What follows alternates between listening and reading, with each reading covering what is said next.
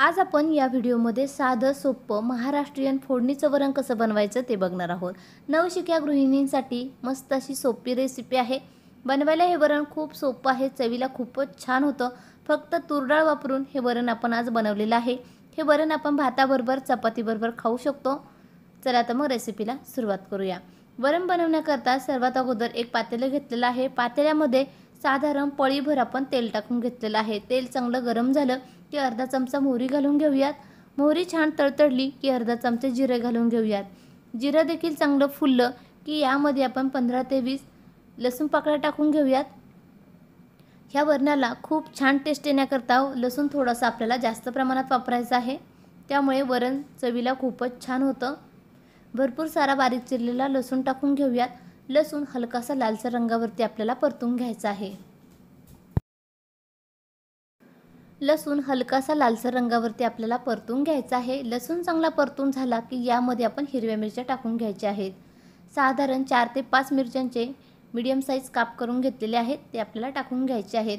मिरच्या टाकून घेतल्या की त्यामध्ये थोडंसं मीठ टाकून घ्यायचं आहे, कारण मिरच्या परतताना तेलामध्ये मिरच्यांचे काप आपण टाकून घेतले तर घरभर मिरचीचा ठसका उधळतो, त्यामुळे थोडंसं मीठ टाकून घ्यायचं, त्यामुळे मिरचीचा ठसका घरभर पसरत नाही। मिरची व लसूण चांगला परतून झाला की यामध्ये एक टोमॅटो आपण बारीक आकारामध्ये कट करून घेतलेला आहे। संपूर्ण एक टोमॅटो आपण टाकून घ्यायचा आहे। टोमॅटो छान लालसर टाकायचा आहे, त्यामुळे वरणाला रंग खूप छान येतो।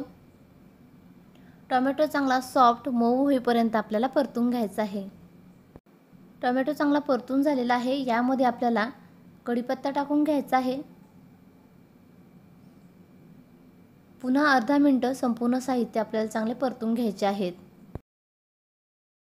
संपूर्ण जिन्नस चांगली परतून झाली की गॅसची फ्लेम एकदम स्लो करायची आहे व पाव चमचा हळद टाकून घ्यायची आहे।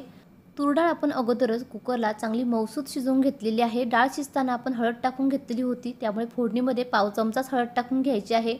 तूर डाळ वापरलेली आहे। तूर डाळ चांगली मऊसूत शिजवून घ्यायची आहे, चांगली घोटून घ्यायची आहे, एकदम मऊसूत करून घ्यायची आहे व फोडणीमध्ये टाकून घ्यायची आहे। फोडणीमध्ये चांगली मिक्स करून घ्यायची आहे। वरण आपल्याला किती पातळ किंवा घट्ट हवं आहे त्यानुसार तुम्ही इथे वरून पाणी टाकून घेऊ शकता। पाणी टाकून घ्यायचं आहे, सोबतच भरपूर सारी बारीक चिरलेली कोथिंबीर टाकून घेऊया व वरणाला चांगली उकळी काढून घेऊयात। खूप सोप्या पद्धतीने हे वरण बनवून तयार होतं, चवीला खूपच छान होतं। यामध्ये तुम्ही जर फोडणीमध्ये सुकी लाल मिरची टाकून घेतली तर मस्त असा दाल तडका बनवून तयार होतो। साधारण मिनिटभर हे वरण चांगलं आपल्याला खळखळून उकळून घ्यायचं आहे। वरणाला छान उकळी यायला सुरुवात झालेली आहे। मिनिटभर हे वरण चांगलं आपण उकळून घेऊयात। मस्त रंग आलेला आहे व चवीला देखील हे वरण खूप छान होतं।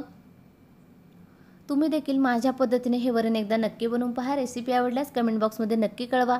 व्हिडिओ आवडला असेल तर लाईक करा, आपल्या चॅनलला सबस्क्राईब करा। भेटूया अशीच एक नवीन रेसिपी घेऊन पुढच्या व्हिडिओमध्ये। धन्यवाद।